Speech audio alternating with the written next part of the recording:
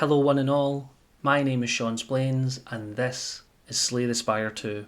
Thank you so much for joining me again. Here we are in the final act of the Regent run that we've been doing, where we've been trying to build up our Sovereign Blade deck, and now is the time to finish it all off with a brand new Ancient to look through, as well as the other final boss of the game. Here we get Tanx, the Chimera King. This guy's going to give us a lot of weapons that all have very powerful bonuses, and he is easily my favourite Ancient for this act. Love his design as well as a Chimera. We have the Throwing Axe. The first card you play each combat is played an extra time. Spiked Gauntlets gain energy at the start of each turn. Powers cost 1 more. Or Crossbow at the start of your turn. Add a random attack into your hand and it's free to play this turn. Here I'm going to pick Crossbow because this applies every single turn, while the Throwing Axe only works once each combat. Both of these are very strong for different reasons. If you have like one really big damaging attack, this is amazing. But because I'm just going to go for consistent damage every single turn, I'm going to take Crossbow. Spiked Gauntlets I would usually comfortably take with this character, but because we have Void Form, I don't really want Void Form to cost 4. That feels like too much, and in certain situations, if I don't have enough gold to help get the +1 here, I might not even be able to play it on a turn when I really want to. So we're going to take the Crossbow. Here, I don't really want to take a shop because I don't have enough money to buy anything, I don't think. So I won't go down this path, I won't go down this path, so I'm at least going to go this way. I would prefer taking the Mystery. I don't think I'm that bothered about taking the Elite because we got these 3 at the end of our last act. I'm quite comfortable just going here to try and upgrade a card maybe, here to upgrade another card, and then go all the way along to the end and get an Elite just before the boss. So here we go.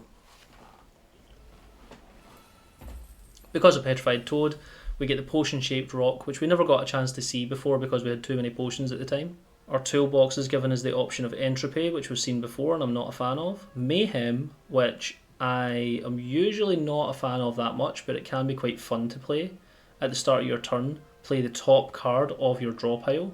And in Stratagem, whenever you shuffle your draw pile, choose a card from it to put into your hand. This is probably the best one out of here by far, but I don't think I'm going to get the chance to use it because the fight's not going to last long enough. So I'll just pick Mayhem. The reason I would say Mayhem isn't that great as a card, especially if you're looking in a shop and you want to buy it, is sometimes you don't want to play the first card that's in your draw pile because you want to play things in a certain order, or maybe it's something that exhausts other cards and you don't want to exhaust other cards, or you'll apply a debuff to yourself in some way. There's just so many ways that this could go wrong, but we're going to do it because it's fun. There goes Mayhem. Here we're going to do Shining Strike, Collision Course. Nunchucks give us another energy there. Do Sovereign Blade, and then we'll do Beat into Shape to get 25 Forge. We've got quite a lot of stars, so we'll use Quasar, give ourselves Omni Slice and do another attack. It's a shame I didn't do that first to get 30 Forge. And then if we can get Summon, that would be great.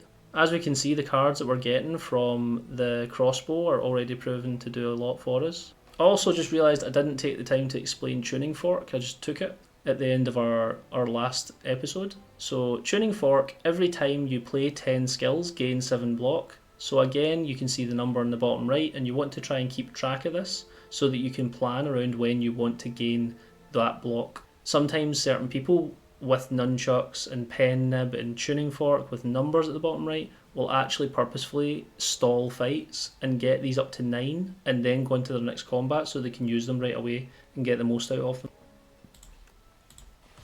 So here we'll hit this guy. I'll play Make It So for some free damage, and I'm actually going to play Guards for the first time and turn Defend and Venerate into the minion sacrifices.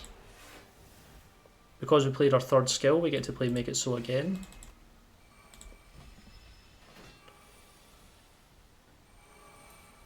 Mayhem allowed us to play Convergence, so that's one instance where that was a good decision. Gamma Blast is just a stronger version of Falling Star, and usually it says 0 at the moment because it's free to play, but usually this is 0 energy and 3 stars to play. It's a very good card and I would always recommend taking it if you can afford to play the stars. So we'll do that. We'll do Falling Star, we'll do Rotten War, Shining Strike, Strike, and I don't think that's going to kill. I don't really want to take the 15 damage, so I'll just throw this potion. As I know, I'm going to get another one at the start of the next combat anyway, so that's fine. And here we've got some interesting choices. So we can take a second convergence, which isn't bad, but it isn't really good either. Resonance costs 3 stars and 1 energy, and you gain 1 strength, and all enemies lose 1 strength. And Black Hole means whenever you spend or gain stars, deal 4 damage to all enemies. This, especially when you pick up early, is a very good answer to a lot of multi-enemy fights, but I don't think we've got enough star cards involved here. It would be good for Big Bang. If we get Black Hole turn 1 along with the 2 Big Bangs, we could do 8 damage to all enemies right at the start of the combat, which would be very fun. But I ultimately don't think we need any of the cards here. I would say I'd be tempted by Black Hole and I'd be tempted by Resonance, because if you can keep on drawing this with your Cosmic Indifference, you can just keep on making the enemy lose strength, and eventually they'll just be doing no damage. But I don't really see the point in doing that, so we'll just skip on. The Trial. You join a line of people entering a massive building. As you pass under a golden archway, horns blare, confetti explodes, and streamers glide down from the ceiling. Entrant 376. You are the decider for today's trial. Accept, serve as today's decider, or you're not allowed to reject. I've never actually clicked this button, but I imagine something bad happens, so I just always click accept. And this trial can be one of 3 different events, I think. Might only be 2, but this is definitely the worst one to get, because you're forced to take a curse card. But we'll read it out first. You sit in the chair of decision making, and the trial begins. A nondescript woman with a hard-to-read face steps forward. She is charged with the crime of theft and con artistry. When the woman speaks, you believe her, but ample witnesses attest to her misdeeds. Both sides of the story are compelling. The crowd bellows, "Decide! Decide! Decide!" Decide guilty to add doubt to your deck and get 2 card rewards, or decide innocent to get doubt to your deck and transform 2 cards. Here, I don't really want to add anything else to my deck, so I'm just going to take the transforms, and we'll transform a strike and a defend, hopefully to something good. Glimmer we haven't seen before, so I'll go in and explain that, and we get a second Shining Strike, which is not good. So that didn't turn out as I would have liked, but it's fine. Glimmer means we draw 3 cards and put 1 card from your hand on top of your draw pile, so that's pretty good at least. Get to draw 4 cards if we upgrade it. We'll take Fisticuffs, because we want to try and block to not take in any damage at all from these guys, if we'll remember right. I'll play Make It So quickly now, I should have done last turn. Since we're going to be playing skills this turn, play Convergence, get Make It So back, hit him again. Fisticuffs to get another 7 block, and Sovereign Blade to kill him. So now we don't need to worry about taking any damage. I'll hit the guy in the middle since he's buffing himself. Then I will play Venerate to get a lot more stars. I'm now regretting not picking up a Stardust earlier on in the run, but we might still get a chance to pick one up.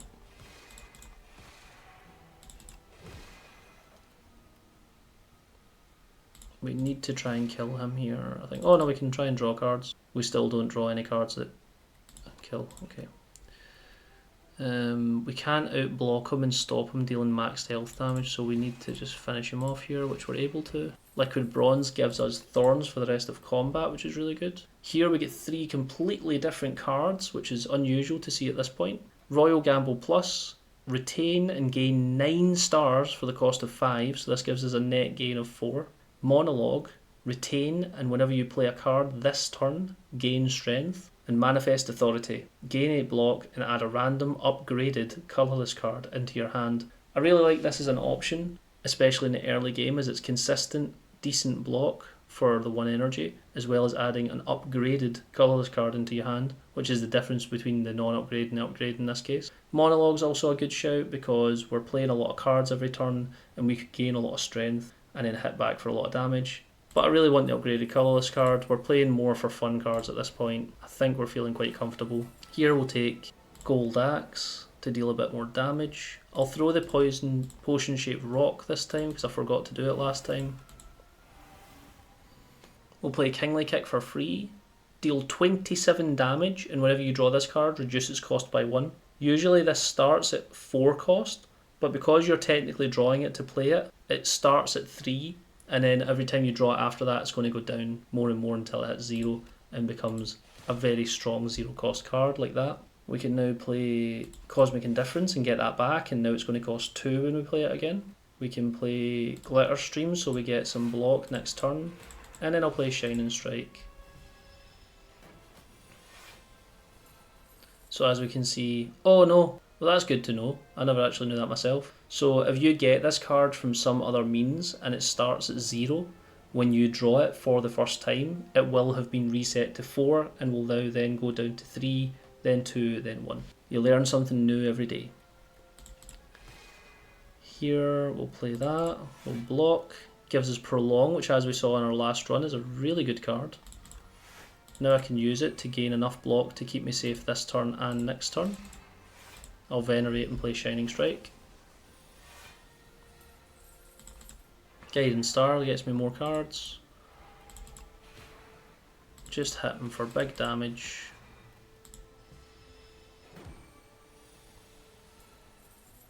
And then Heirloom Hammer. We have the option of Cloak of Stars, Resonance or Quasar. Again, we're being tempted with this idea of Resonance, although this time it's Resonance Plus, so it's gained 2 strength and all enemies lose 1. I think you have me convinced. I'm willing to take it. It's not a bad decision by any means. I just feel like my deck is getting... I've got too many cards and I was trying to not take it, but it's a very good card. It's probably worth taking in this situation.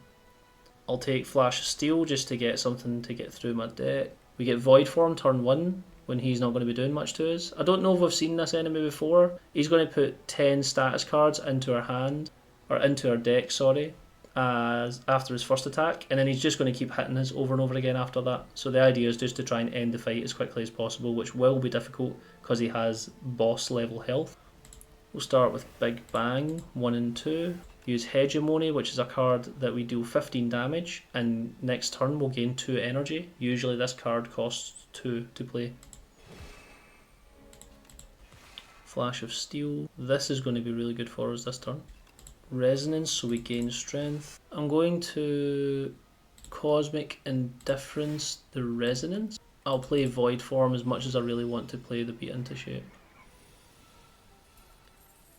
Here we'll play Resonance again, so he loses more strength, so he's not doing much. And we'll Sovereign Blade, then we'll Cosmic Indifference to get Resonance back again. We won't use Stardust because I want to keep my stars.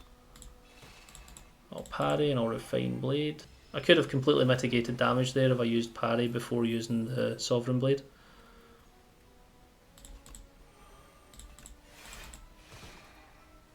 I feel like sometimes it's really important to monitor your own gameplay as you're playing so you can understand what you could have done better as you get through. That's a really good tool that I use to help me get better over time. The main thing is patience and taking your time with your turns, but there's still sometimes you'll take the time, you'll look at it, and afterwards you'll think, oh, I could have done that other thing, or I could have played my cards in a different order and it would have worked out better, or maybe I forgot to check up here, or maybe I forget I've got a certain potion. You've just got to try and take all of the information in as best as you can and try and implement it the way that you think is most important and in the turn order that you think is most important. Here, 30 damage is a lot of damage and I don't really want to take that, so I'm going to use my incredibly strong buffer potion here to only take 1 this turn. Or sorry, this completely negates all of the damage I would take from 1 attack. Does not work the same way as Intangible. So as we see, this says 30, but we just simply don't take damage. Now he's going to give us more status cards, which we don't like to see.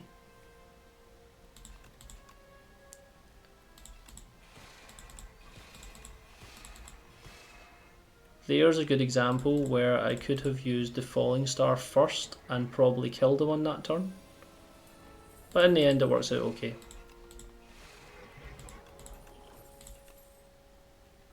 We can get Royal Gamble, which will just give us a lot of stars.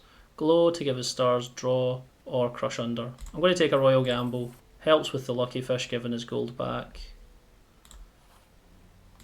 and it means that we can generate a lot more stars. Here I am going to upgrade Reflect so it blocks for more. We'll get Red Mask, which was seen before. It applies 1 week to all enemies at the start of combat. Here we'll take Seeker Strike, as we'll probably want to draw something from our deck. And out of these I would prefer Rotten War. Play this, Rotten War, Shining Strike, Strike, and Beat into Shape to get 30 Forge. Then we'll Reflect and Cosmic Indifference, Reflect back into my hand to cover for the damage that this guy's doing. Here we get one of the best rare cards for your star builds, and 7 stars. Deals 7 damage to all enemies 7 times. This is the best answer for multiple enemies in a combat. At the moment I can't exactly remember what the cost is. I don't think it's as much as 7 stars. I could be wrong though, but I think that's the... Unlikely we'll get this as an option at some point in one of our runs, and I can explain it better in detail then. Here we want to play Shining Strike to get our stars so that we can then play Reflect. And then there's no reason not to play 7 stars. And then we'll just play the Sovereign Blade, and then because of Nunchuck, I will play Convergence to give me more energy for next turn. And then we'll kill. Get the option for a power potion. I'm actually going to remove the potion shaped rock to get another power potion. Royalties is a power that gives us 30 gold at the end of combat. This is good to just help us farm money, but at the moment we don't really need that. We don't need Cloak of Stars and we don't need Resonance. Are we hitting a shop? No, because the shop's over here and we didn't really want it originally. Although I'm getting quite a lot of gold, so maybe I could just take that. I could maybe even be cheeky and take this Royalties. That could help us by giving us 60 gold between these 2 combats, and then we could at least spend something in the shop. If I upgrade it, it goes up to 35, it's not worth it for 2 combats, I don't think. I'll upgrade Beat into Shape so that it applies 7 damage, 7 forge, and forges an additional 7 per thing. This will help us scale our Sovereign Blade a lot faster. Here we get the option of Secret Technique. Mind Blast, which is a new card. It's innate when you have it in your deck. For 1 damage, deals damage equal to the number of cards in your draw pile, which for us is going to be about 25 after we're done drawing, or 26. So that's 26 damage for 1 energy, which is really good. Secret Technique, which allows us to draw a skill from our draw pile of any choice, which we do like some of our skills. The top choice would probably be Reflect, although as we'll remember from this fight last time, they don't attack us turn 1, so we want to get something that helps us build up over time. So I'll be considering taking Resonance. Unfortunately that's a power, so I can't use that to draw that. Or I could just go for the damage on Mind Blast. I think I'll take the damage on Mind Blast. Here's a very interesting card in Crash Landing. Deal 21 damage to all enemies and fill your hand with debris. This card either costs 1 or 2. I think it actually costs 1. And the drawback of filling your hand with debris is obviously quite scary in certain situations, but when you've already got a lot of cards like this, you can only hold 10 cards in your hand at any given time. So when I play this, I'm only going to put 4 debris into my hand, which isn't that bad. So I'm quite happy to just play it. Then we're going to play Crush Under. We actually get given, so we're going to use the Mind Blast to go there. I'll play Big Bang a couple of times to help me draw some cards. I'll weaken this guy. Finish this guy off, hit this guy again.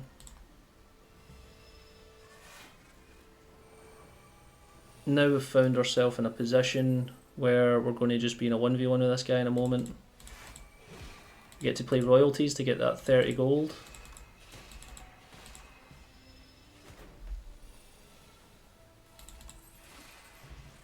There we go, 11 plus 30.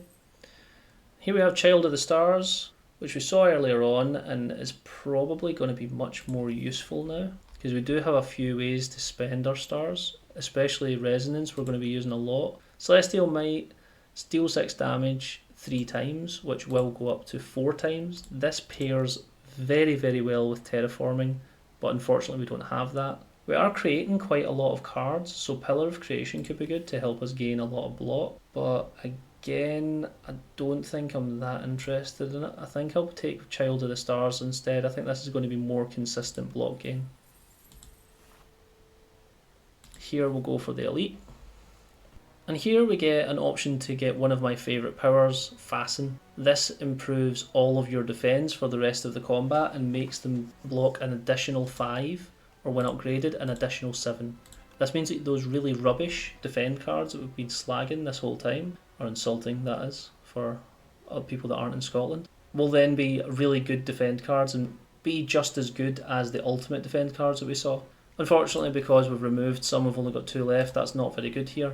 Panic button we don't really like because we can't block for the next 2 turns. And in Discovery, choose one of 3 random cards to add into your hand. It's free to play this turn. This is a great colourless card for most situations. Although for this situation, because of this specific Elite, I'm going to take Panic button and we'll shortly see why.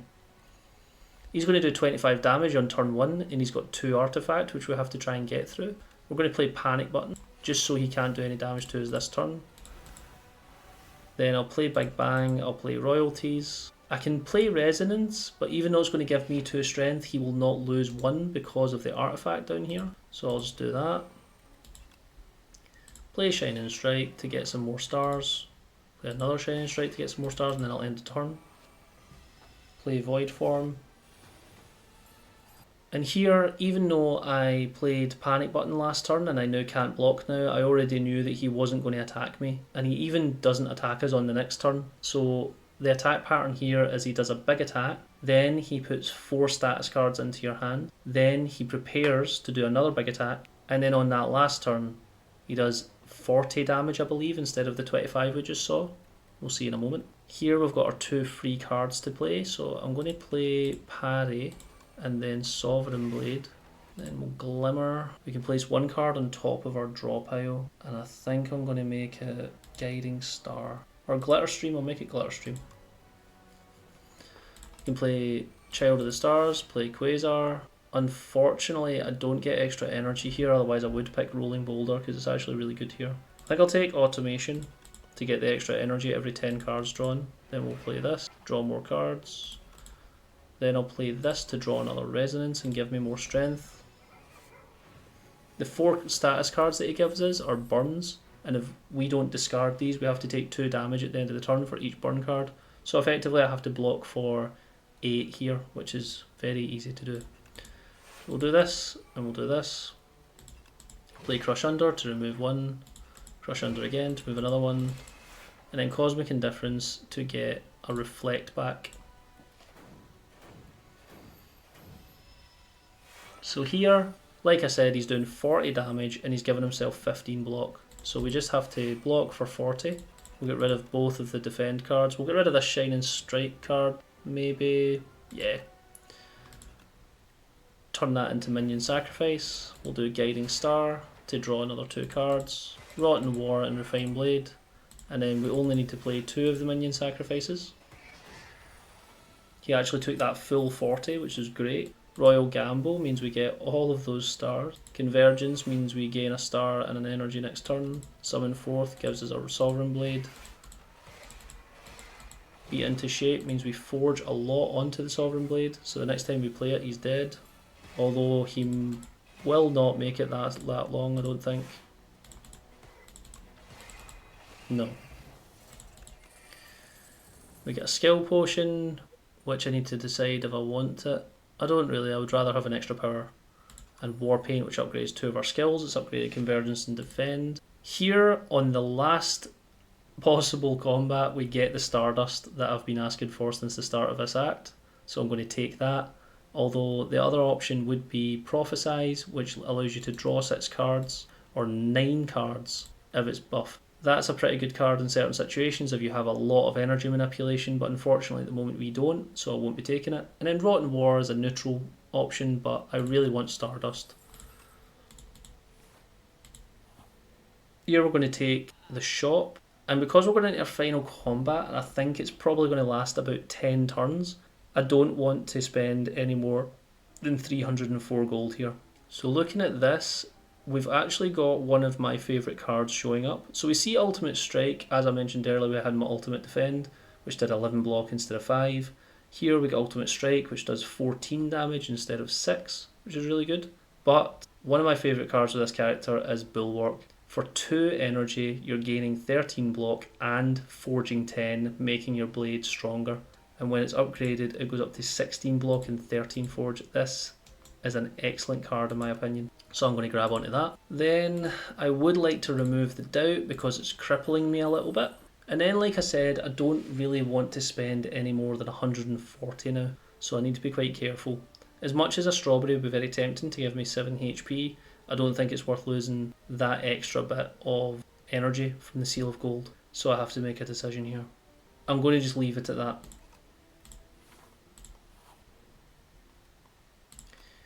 Here we'll Smith, and I think I'm going to buff Bulwark. I think it's just too good to pass up for me. And here we get all the way to the final boss with 5 potions still in our potion belt, which is excellent. That will give us a huge advantage. If I had the ability to retain, I would love to take production, but I'm going to take Thrum and Hatchet because I can play it into him here and then I can get it back next turn. So the gimmick of this fight is on turn 1, this means he has infinite health, meaning I can't kill him. And next turn he's going to summon a version of himself, and then that version is going to cycle through different modes, and they're all going to have different powers. So it's going to take a little bit to explain this one, but let's just work through it slowly. If you see the Doormaker at the end of your run, you know that you can afford to pick up powers, especially things like After Image if you're the Silent, that you know you're going to play them turn 1 because this will never attack you on turn 1. But after that it's going to get quite scary. So we'll play Big Bang twice to give us our stars and our energy. We have Dying Star, which is unfortunately an ethereal card. Deal 9 damage to all enemies, and all enemies lose 9 strength this turn. It's not going to do anything for us, and I'm going to actually let it exhaust itself through the ethereal buff. So I'm going to just leave that. We're going to use Falling Star to apply the Weaken for an extra turn. I'm going to use Gather Light to get a star. I'm going to use Beat into Shape, or will I? No, I'll use Sovereign Blade into Beat into Shape so we get 28 forge on it. And then we'll use Cosmic Indifference to get our Sovereign Blade back into our hand. So the first phase is he will do one big single attack, and his buff Hunger will mean that every time we play an attack or a skill, it is exhausted for the rest of combat. So you need to be really careful about attacking him on this turn or playing your skills on this turn to defend yourself. So to counteract that, I'm going to use my Block Potion. I'm going to weaken him so he doesn't do as much damage, and this card I got given for free by the crossbow anyway, so I'm just going to play that and let it exhaust. Then I think I'm going to give myself some more block so I take less damage, and then I'm going to Void Form. The second phase that he'll just jump into is he'll do a lesser single attack, but he also has a power that means that I'm not allowed to draw any cards this turn. So this counteracts your Silent for the most part, but we also have quite a lot of draw in this deck, so it counters us a little bit. Play Child of the Stars. I'll play Royalties just so I get rid of it, because I don't want it to keep on coming into my hand. Then I'll play Shining Strike, and I'll play Beat into Shape. Here's probably a good time to sit and play my powers as well, since I can't draw anymore anyway. And also in your last fight against the boss, it's good to just play your potions that you have because you know you're not going to get another opportunity to do it. I should have really done this on the first turn. But we'll play the Thorns potion, we'll play the other power potion, and as we can see here we've got 3 new cards. Although we just did one, I snap picked it because I was in the middle of talking about something else. We've got Neutron Aegis, which is 5 stars and 1 energy to give us 8 plating, which is really good defense. Orbit, which for every 4 energy you spend, you gain energy, which is great when you've got a lot of high cost cards. Or one of my favourites, Monarch's Gaze. Whenever you attack an enemy, it loses 1 strength. We're going to take that, as that's going to be a really good counter to this guy. And on the third and final phase of his rotation is a double attack with the intent to buff himself and give himself more strength. And whenever you play a card, you lose energy. It kind of works out strange here because of Void Form, meaning I'm not technically using energy. This is just going to mean that after these 2 cards, I'll be sitting at 2 out of 3. But usually my strategy here is, if I have a high cost card, I'll just play that high cost card to go down to 0 and then if I have any 0 cost cards, I'll play them when I'm already at 0, because I can't lose any more energy, if that makes sense. I'll use the Crash Landing, I'll use the Sovereign Blade, and then here I can play this for free anyway, so there's no point playing it just now. Instead, I'll play the parry to get the power online, which now takes us down to 1, and then I'll play the Shining Strike. Then I'll play the Royal Gamble when we're already down at 0, and because of the Tuning Fork we just gained 7 block there, which was good. And now he goes back to his hunger state. So we just need to cycle through these turns over and over again until we defeat him. Here we can actually land Weaken and Vulnerable for 3 turns, which is very good. Glitter Stream, Cosmic Indifference into Reflect, Refine Blade, Strike and Shining Strike. A lot of the time I don't actually mind exhausting my cards there, because we've already got a lot of other attacks and skills and stuff at the moment, right? We've spent a long time building our deck, so we're safe as it stands. Here we can do 112 with the Sovereign Blade, very nice. And here is why we love Stardust and why I really wanted to find it. Because we're going to deal 10 damage 14 times based on how many stars we have. This pairs very, very well with the Shining Strike card. And with Monarch's Gaze, as we can see. And that is Act 3 for the Regent. Another clean win. So as we've done with the previous videos, I'll get through this screen and we'll walk through the epochs before we sign off. Victory? Question mark. The badges we get this time was just a little killed 3 or more elites, because I played that very safe. We obviously started off quite weak, so we wanted to try and build ourselves up slowly over time, and then we managed to be fully established by the end of Act 2, and it made Act 3 quite simple. We had all these different discoveries. We'll go back to the beginning of the timeline to make sure we're going left to right. So here we have Seeds. Beat Act 3 3 times. Enamoured by the growth and stability of flora and fauna, the architect spends decades researching and refining them. And so, at last, the penultimate creation, the ancient seeds, are complete. The seeds which turned out to be failures, the mistakes, were placed in a heavy coffer and hurled into the ocean's depth. You can now climb the spire through customisable runs and seeds. So when we start up the game, it gives us the option to play standard, custom or daily challenge, and that's us just unlock the custom, so we can kind of mix and match and make your own run and give yourself modifiers and stuff, although I won't really discuss that until potentially the end of my series of going through all the characters on each ascension slowly. Here we have Open, the reopening. The clouds churn maliciously as the capital trembles beneath a storm so violent that none dare to leave their homes. 12 days later, the rain stops. The clouds remain, but the flame has gone out. The spire opens its doors once more. Here we get 3 new potions. Beetlejuice, which effectively lands the debuff that Shrinking Beetle puts on you to your enemies for 4 turns. It also shrinks them physically the same way you get shrunk, so it can look quite funny on certain enemies. Mazaleth's Gift, gain 1 ritual, which is the buff that the Crowmen put on themselves, so you gain an extra strength every single turn. So this is very good in boss combat, a lot better than your strength potion. And here, a very, very good potion of Droplet of Precognition. Choose a card in your draw pile and add it into your hand. As we saw in the Regent run specifically there, being able to draw things from your discard pile or even your draw pile gives you so much control of your build and of your consistency. It's a very nice thing to try and work on. I Arrive. Beat Act 1 with the Regent. Kaboom! A fantastic explosion marks the arrival of the Regent.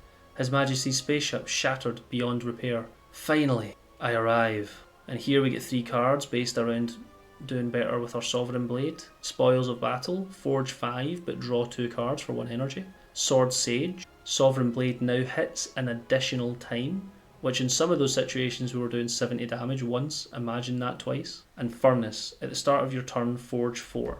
All of those I would say are quite good cards. We need a hero. Deadly monsters had begun to trickle out of the spire at an increasing pace ever since the doors have reopened. Brave warriors, explorers and mercenaries have been sent in, but few make progress. Even fewer make it back alive. The Regent learns of this dismay and takes it upon himself to become the hero that Prion needs. I enter! Relics unlocked. fencing manual, so at the start of each combat you forge 10. This is really good because it gives you Sovereign Blade in your hand at the start of each combat. Galactic Dust, for every 10 stars spent, gain 10 block. Very good and consistent block gain if you're using a lot of stars. And Lunar Pastry. At the end of your turn, gain a star. Nice consistent gain. Grand strategy. Beat Act 3 with the Regent. Defeat? Me? The Regent of Staris does not know defeat. The strange man at the top of this tower must be defeated by me, and only me. The Regent devises a royally brilliant plan to become stronger. To immortalise this, it is etched into a nearby stone. Try harder. We have the toxic character. Potions unlocked. Star Potion gives you 3 stars, pretty basic. Cosmic Concoction, add 3 upgraded colourless cards into your hand. Or King's Courage, forge 15. The Regent must keep going. His Majesty may now access Ascensions when starting a run. And last but not least, play a run with the Regent to reveal this epoch. And here we have our next character, the Necrobinder. A young explorer unlatched the forbidden grimoire.